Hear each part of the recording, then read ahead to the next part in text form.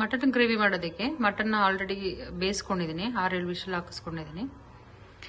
ಬೇವಾಗ ಇದಕ್ಕೆ ಸ್ವಲ್ಪ ಖಾರ ಪುಡಿ, ಉಪ್ಪು, ಹಾಗೆ ಅರಿಶಿನ, ಸ್ವಲ್ಪ ಜಿಂಜರ್ ಗಾರ್ಲಿಕ್ ಪೇಸ್ಟ್ ಹಾಕಿ ಬೇಯಿಸ್ಕೊಂಡಿಟ್ಕೊಂಡಿದ್ದೀನಿ. ಬನ್ನಿ ಇದನ್ನ ಹೇಗೆ ಪ್ರಿಪೇರ್ ಮಾಡ್ಕೊಳ್ಳೋದು ನೋಡೋಣ. ಮಟನ್ನಲ್ಲಿ ಸ್ವಲ್ಪ ಎಣ್ಣೆ ಅಂಶ ಜಾಸ್ತಿ ಇರೋದಕ್ಕೆ ಎಣ್ಣೆ ಸ್ವಲ್ಪನೇ ತೊಗೊಂಡಿರೋದು ನಾನು. ಎಣ್ಣೆಗೆ ಜಿಂಜರ್ ಗಾರ್ಲಿಕ್ ಪೇಸ್ಟ್ ಹಾಕೊಳ್ತಾ ಇದ್ದೀನಿ.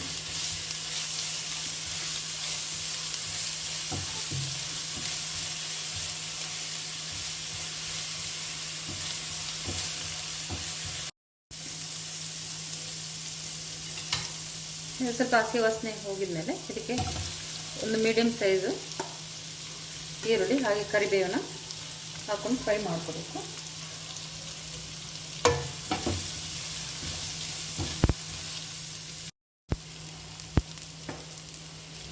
ಈರುಳ್ಳಿ ಬೆಂದಿದೆ. ಇವಾಗ ಇದಕ್ಕೆ 3 ಟೊಮೆಟೊ ಹೆಚ್ಚಿಟ್ಕೊಂಡಿದ್ದೀನಿ. ಟೊಮೆಟೊ ಕೂಡ ಚೆನ್ನಾಗಿ ಎಣ್ಣೆಯಲ್ಲಿ ಬೇಯಿಸಿ ಸ್ವಲ್ಪ ಉಪ್ಪು ಹಾಕ್ಬಿಟ್ಟು ಬೇಯಿಟ್ಕೊಳ್ತೀನಿ.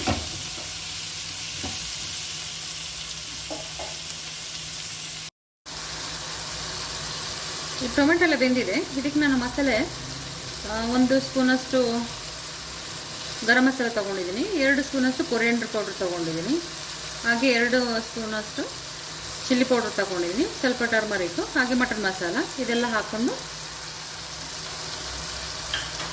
ನೀಟಾಗಿ ಒಂದ್ಸಲ ಮಿಕ್ಸ್ ಮಾಡ್ಕೊಳ್ಳೋಣ.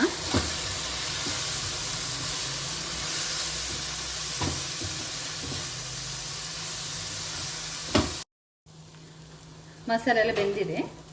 ಇದಕ್ಕೆ ನಾನು ಬೇಯಿಸಿಟ್ಕೊಂಡಿರೋಂಥ ಮಟನ್ನೇ ಸೇರಿಸ್ಕೊತಾ ಇದ್ದೀನಿ.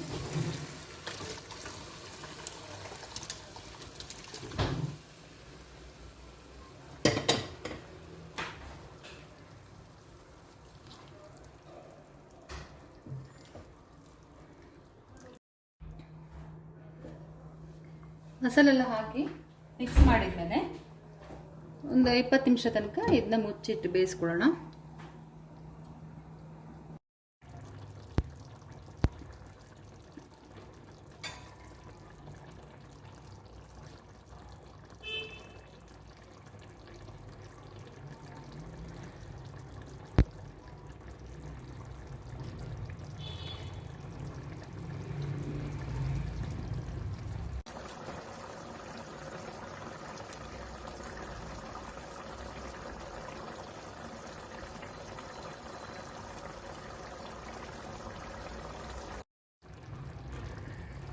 ಮಟನ್ ಸಾರು ಇವಾಗ ರೆಡಿಯಾಗಿದೆ.